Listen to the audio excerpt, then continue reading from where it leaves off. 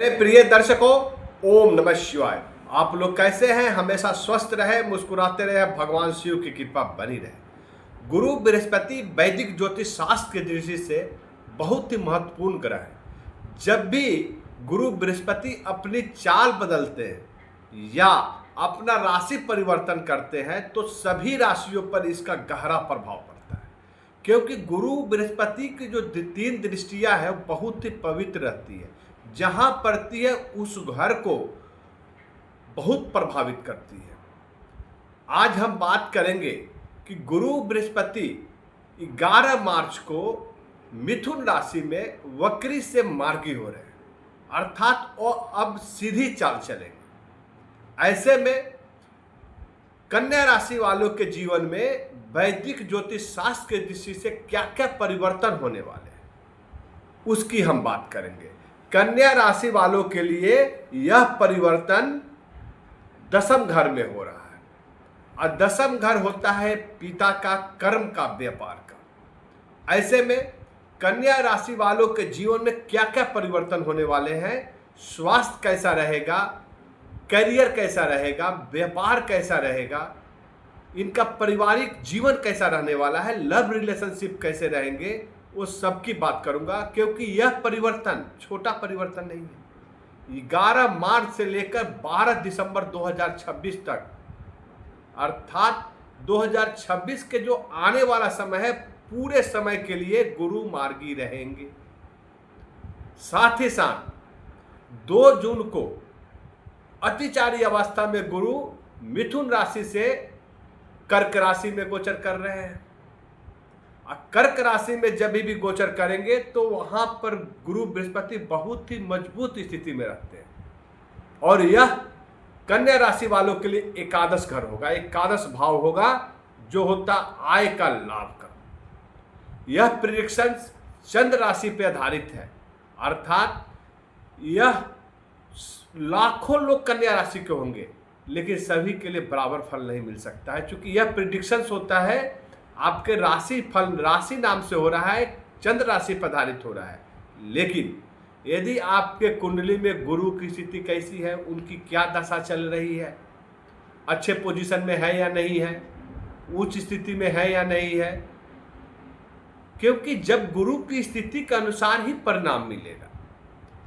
लेकिन मैं वीडियो के लास्ट में वह उपाय भी बताऊंगा, वह महा उपाय बताऊंगा कि गुरु की स्थिति कुंडली में कैसी भी हो, यदि वो नीच अवस्था में भी होंगे लेकिन आपके लिए परिणाम अच्छे होंगे, यदि वो महा उपाय आप करते हैं तो।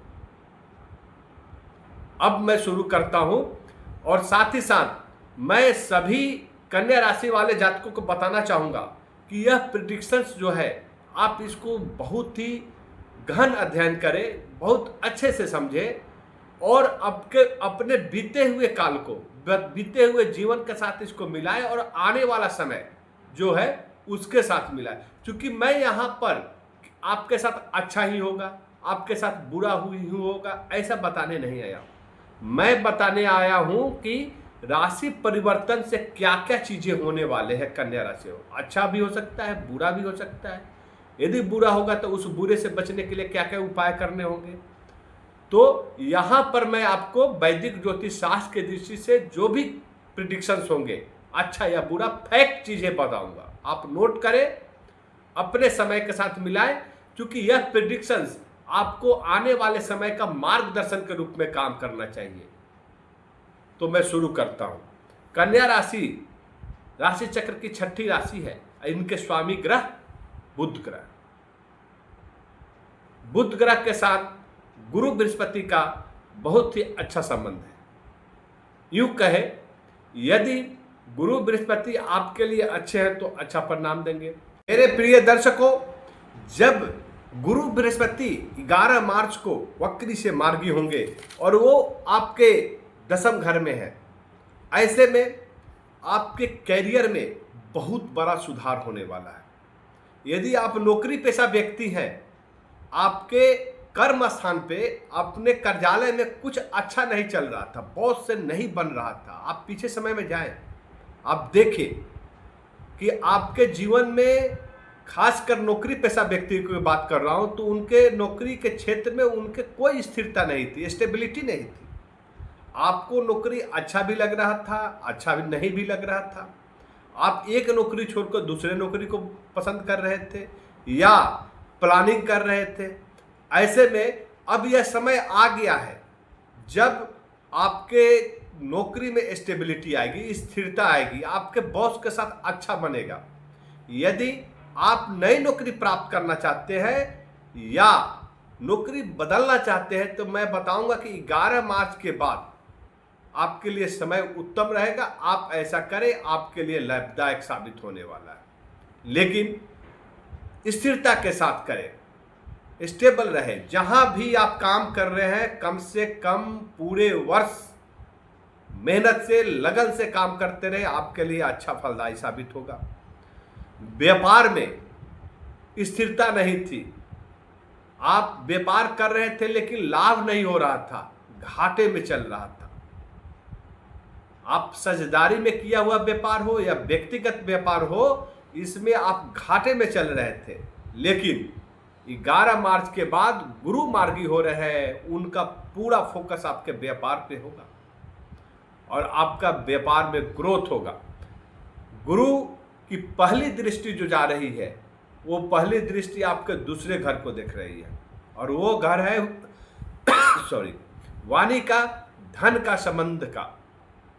ऐसे में आपके नौकरी में स्थिरता आने से, व्यापार में स्थिरता आने से धन अब रुकेगा। जहां आपके व्यापार में नुकसान हो रहा था, फायदा होगा। आप व्यापार का डेवलपमेंट होगा, आपका बिजनेस, आप दैनिक बिजनेस कर रहे हो या परमानेंट बिजनेस को फैलाना चाह रहे हो या व्यापार में ऐड ऑन करना चाह रहे हैं, जोड़ना चाह रहे हैं कोई नया बिजनेस, तो यह बहुत ही उपयुक्त समय है आपके लिए। जरूर करें, इससे आपको लाभ ही लाभ होने वाला है। धन की स्थिति आपकी बहुत बेहतर रहने वाली है। अकस्मात धन का लाभ यहाँ पर दिख रहा है। यदि कोई इन्वेस्टमेंट किए हैं उसमें अच्छा लाभ प्राप्त करेंगे। साथ ही साथ यदि किसी को उधार दिए हैं तो वो उधार आपको चुकता करेगा, उस आपको धन वापस मिल जाएगा। आप बहुत परेशान चल रहे थे, उधारी देने के बाद में लोग परेशानी में रहते हैं। साथ ही साथ आपकी वाणी में स्टेबिलिटी आएगी। आपके वाणी में अचानक ऐसे आप सुधार देखेंगे कि आप बड़े से बड़े कार्य अपने बुद्धि विवेक से, आप अपने बोल वचन से उसको बहुत ही सही तरीके से आप समापन की ओर लेके जाएंगे और उसमें कुशलता के साथ उसमें सफलता प्राप्त करेंगे। बहुत ही उत्तम समय आपके लिए 11 मार्च से लेकर 12 दिसंबर का समय। कन्या राशि वालों के जातक और वैसे व्यक्ति जो धन की इच्छा रखते हैं उनके लिए बहुत ही उपयुक्त समय है। सोच विचार कर जरूर इन्वेस्टमेंट करें। यह समय इन्वेस्टमेंट का है और उससे ज़्यादा से ज़्यादा लाभ प्राप्त करेंगे। गुरु की जो दूसरी दृष्टि है वो आपके चतुर्थ घर को देख रही है। चतुर्थ भाव होता है आकस्मिक लाभ देगा आपको। यहाँ पर भौतिक सुखों की वृद्धि करता है। यहाँ पर आप कोई इस समय काल में आप कोई बड़ी खरीदारी करेंगे, भूमि की खरीदारी कर सकते हैं, मकान बनवा सकते हैं, कोई फ्लैट खरीद सकते हैं, वाहन की खरीदारी कर सकते हैं, जो आपके जीवन में भौतिक सुखों की वृद्धि करता है। बहुत बड़ी खरीदारी करने वाले हैं, नोट कर ले।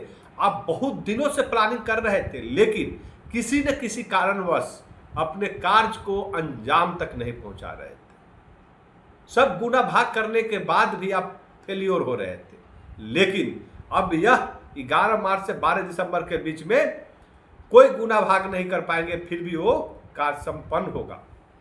आपको सफलता मिलना है, कोई बड़ी खरीदारी जरूर करेंगे, नोट कर ले। गुरु की जो तीसरी दृष्टि है आपके छठे घर को देख रही है। छठा घर होता है शत्रुओं का नाश करेगा। यहाँ पर गुरु बृहस्पति की दृष्टि, आप अपने आप को शत्रुओं से घिरे हुए समझ रहे थे, बहुत परेशान चल रहे थे। आपके दुश्मन जाने न अनजाने में कई लोग बन जा रहे थे, लेकिन अब यहाँ पर शत्रुओं का सफाया होगा और दोस्तों की वृद्धि होगी। यदि आप कोई ऋण दिए हैं वो ऋण वसूल पाएंगे। कोर्ट कचहरी में आपके केसेस बहुत दिनों से लंबित थे, बहुत दिनों से चल रहे थे, अकारण आप परेशान थे, न चाहते हुए भी आप पे या तो झूठा इल्जाम चल रहा हो या आप ऐसा कोई कार्य नहीं किए, लेकिन आपके ऊपर बहुत दिनों से परेशानी चल रही थी, अब वो परेशानी समाप्त होगी। रोग, छठा घर गुप्त रोगों का होता है। कुछ ऐसे रोग जो आपको छिपे हुए रोग थे अब सामने आ जाएंगे, गुरु की दृष्टि पड़ेगी, सामने आएंगे और उसमें सुधार होगा। आप यदि लीवर की समस्या से या कोई यूरिनल ट्रैक्ट प्रॉब्लम चल रहा हो, उसकी समस्या से परेशान है, प्रोस्टेट की समस्या हो, तो जरूर डॉक्टर से दिखाएं और इलाज ले, आपको इसमें सुधार होगा, स्वास्थ्य उत्तम रहेगा। यह समय जो है, यदि कोई क्रोनिक डिजीज है तो उसको दवा लेना पड़ेगा, सही समय पे खाना पड़ेगा और सही समय पर चेकअप कराते रहें। इसके साथ साथ गुरु के स्वामित्व वाले 2 घर है। धनु राशि आपका जो चतुर्थ घर है, मैं पहले ही बताया कि आप कोई बड़ी खरीदारी, भौतिक सुखों की वृद्धि होगी, माता का स्वास्थ्य का ख्याल रखें, माता का आशीर्वाद आपको प्राप्त होगा। और दूसरा है मीन राशि जो आपका सप्तम घर है, और सप्तम घर होता है साझेदार में किया हुआ व्यापार। तो यह समय 11 मार्च से 12 दिसंबर का जो समय है, ये आपके साझेदारी में किया हुआ व्यापार भी फलीभूत होगा। आपके सामने संबंध हाथ बढ़ाएंगे लोग व्यापार करने के लिए, और साझेदारी में किया हुआ व्यापार आपके लिए बहुत ही अच्छा रहने वाला है। बड़े से बड़े कार्य आप चुटकी में कर लेंगे।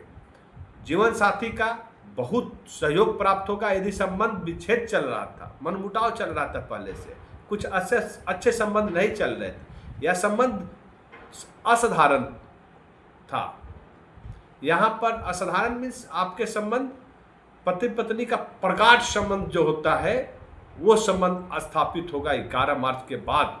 यदि किसी के साथ में ऐसी समस्या चल रही तो समस्याएं दूर होगी। और मैं अब बताने वाला हूं कि 2 जून को जब गुरु बृहस्पति मिथुन राशि से कर्क राशि में गोचर करेंगे और वहां से जब उनकी दृष्टि आपके पंचम घर को देखेगी, या पंचम घर होता है विद्या का, संतान का, लव रिलेशनशिप का। ऐसे में वैसे विद्यार्थी जो नई नौकरी के तलाश में थे, अपने एग्जाम में सफलता प्राप्त नहीं कर पा रहे थे, कंपटीशन का एग्जाम दे रहे थे, उसमें सफलता नहीं मिल रही थी, बहुत हायर स्टडी के लिए तैयारी कर रहे थे, तो 2 जून के बाद उनके लिए अच्छा समय शुरू हो रहा है। उनके लिए गुड न्यूज होगा, उनको सफलता भी प्राप्त होगी और वो मेहनत से सब कुछ हासिल करेंगे जो आज तक हासिल नहीं किए थे। विद्यार्थी आप मेहनत करते रहे। 2 जून से लेकर 31 अक्टूबर का जो समय है, आपके लिए पढ़ाई के लिए बहुत ही उत्तम समय है।